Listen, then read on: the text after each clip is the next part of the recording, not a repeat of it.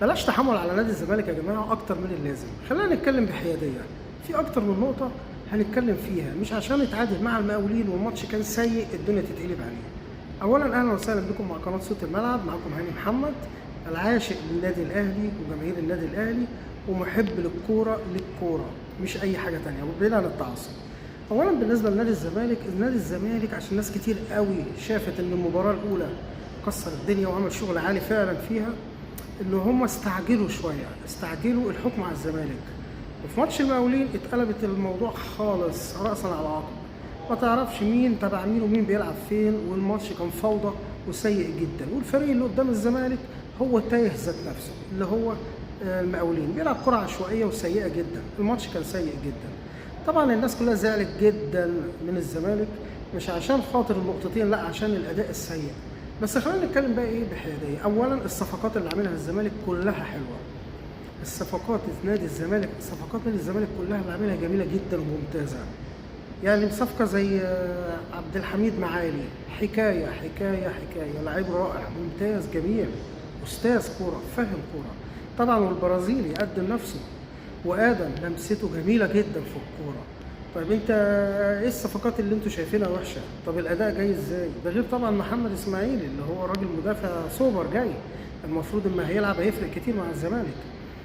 طيب ايه اللي حصل؟ اللي حصل باختصار يا جماعه هو زي اللي حصل مع الاهلي العكس.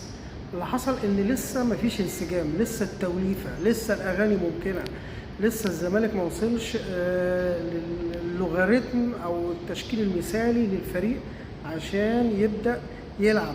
لسه يا جماعه لسه بدري، مفيش انسجام. ما تقوليش هم بيعملوا ايه في فتره التدريب. اللاعب المصري في التدريب عارف انه تدريب بيتدلع من الاخر، لكن ساعه الجد بيلعب. يعني وهات اي فريق كده، يعني بص منتخب مصر لو هتقول له هتلاعب البرازيل بكره هيكسر الدنيا وهيقدم احلى كوره. لو قلت له هيلاعب اثيوبيا هيسيب الماتش وممكن يتغلب فيه. ليه؟ هو اللاعب المصري كده على قد قوه الفريق، على قد ما هو بيبقى مستوى عالي وقوي. نقطه تانية بقى بالنسبه لنادي الزمالك. اولا نادي الزمالك في اخطاء كانت فرديه كتير قوي لو هنتكلم على فنيات المباراه.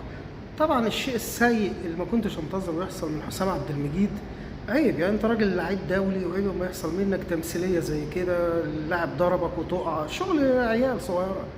ما ينفعش كلاعب زي حسام عبد المجيد لاعب محترم يطلع منه حاجه مش محترمه، ما ينفعش. انت راجل اصلا محترم. حسام عبد المجيد زعلني جدا من الحركه السيئه اللي عملها دي. يعني تفتكر انت لو الحكم طرد لاعب المقاولين كان شكلك هيبقى ايه؟ ده كل الصحافه كانت هتنتقدك وهتبهدلك. ده لحد النهارده الناس بتذكر علي خليل عشان كان ماتش، بيقول لك ماتش معرفش من 50 سنه ولا 40 سنه. كان علي خليل ماتش اهلي وزمالك، الكوره جت للزمالك واتشاطت، وعلي خليل اللي شاطها تقريبا على ما الناس حكت لي، وجت جنب العارضه وما اتشافتش، وكله هيص انها جون. الحكم راح لعلي خليل قال له هي جون، قال له لا هي مش جون. لحد النهارده الناس بتحترم علي خليل لمصداقيته واحترامه.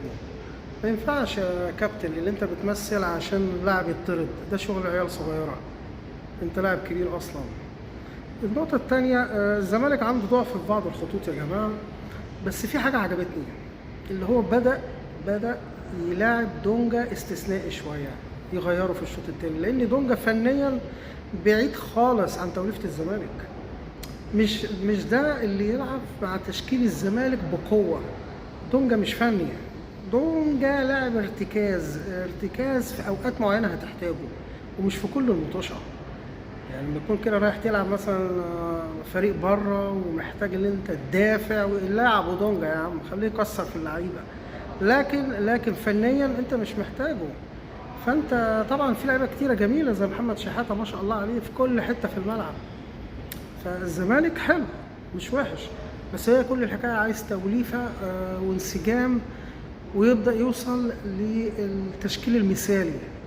فالناس حكمت على الزمالك في يوم وليله، طلعته السما ونيلته على الارض تاني. يا جماعه ما ينفعش كده، انت ما بتاخدش بالقطعه ولا بالكيلو ولا بالجمله، لا.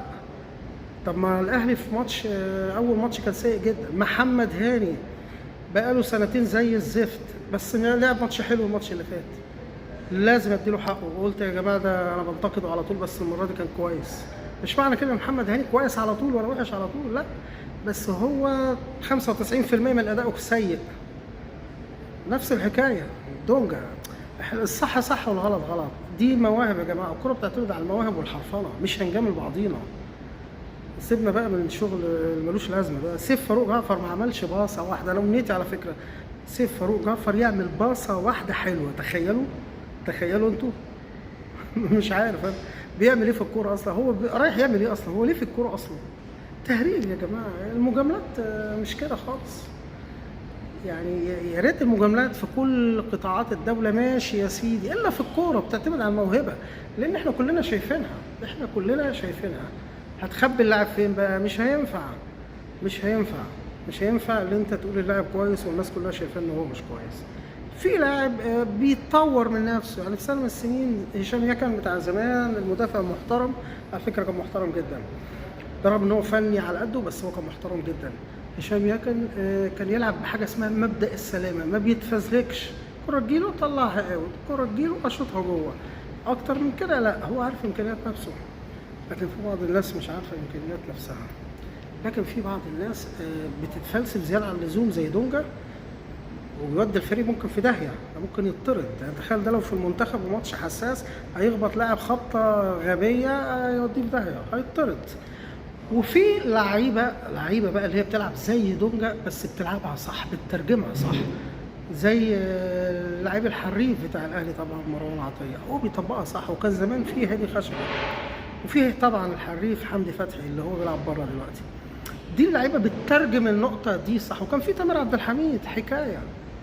احنا ما بنقولش كل لعيبه الزمالك في المركز ده لا، بس في لعيبه بتطلع هي عارفه بتعمل ايه، وفي لعيبه مش عارفه حاجه في اي حاجه. فالزمالك ما نستعجلش عليه لانه جايب صفقات حلوه، وان شاء الله يكون الافضل. في النهايه شكرا لكم والسلام عليكم ورحمه الله وبركاته.